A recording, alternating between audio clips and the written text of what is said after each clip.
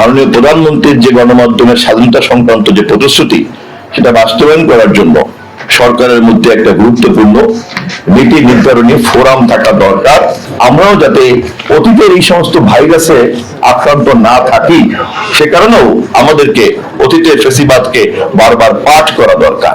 তো অন্যান্য মুনাফা ভিত্তিক শিল্প প্রতিষ্ঠানকে যেভাবে দেখে আমাদের সরকার নিশ্চয়ই এই ধরনের শিল্প উদ্যোক্তাদেরকে সেই দৃষ্টিতে দেখবে না। আপনারা জানেন উদ্ভাবনী শিল্প পৃথিবীতে যেখানে যেখানে আছে সেখানেই সরকারের পৃষ্ঠপোষকতা ছাড়া তা চলে না।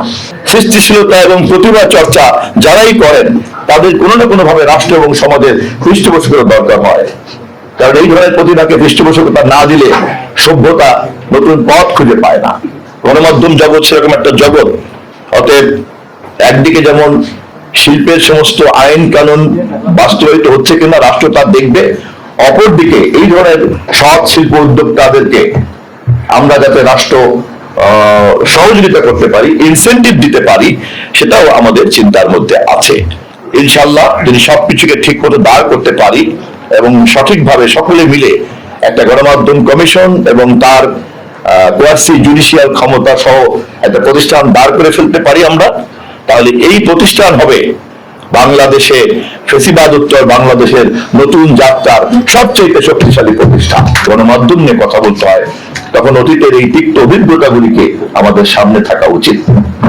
এমনকি আমরাও যখন নতুন কোনো পরিকল্পনা চিন্তা করব তখন আমরাও যাতে অতীতের এই সমস্ত ভাইরাসে আক্রান্ত না থাকি সে কারণেও আমাদেরকে অতীতের ফেসিবাদকে বারবার পাঠ করা দরকার এবং সম্ভবত পালিয়ে যাওয়া ফেসিবাদের শিখণ্ডীর জীবনী যদি খুব ভালো করে আমরা পাঠ করতে পারি, আমাদের প্রত্যেকেরই নিজের মনের মধ্যে যদি অজান্তে লুকিয়ে থাকা কোনো স্বৈরতান্ত্রিক ফেসিবাদী ভাইরাস থেকে থাকে তাহলে সেটা অ্যান্টি ভাইরাস হিসেবে কাজ করতে পারে।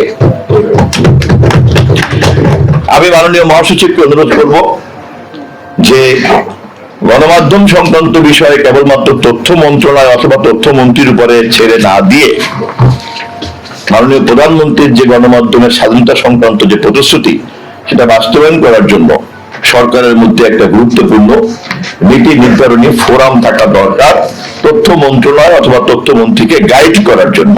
কারণ এটা কিন্তু কোনো উন্নয়নের মন্ত্রণালয় নয় যে কত বাজেট পেলাম আর সেই বাজেট সঠিকভাবে খরচ করলাম কিনা। নিফটি ফার্স্টের সাথে ট্রেড করুন যে কোনো জায়গা থেকে, ক্যাম্পাসে ক্লাসের ফাঁকে, ঢাকায় জ্যামে বসে কিংবা ঘরে বসে।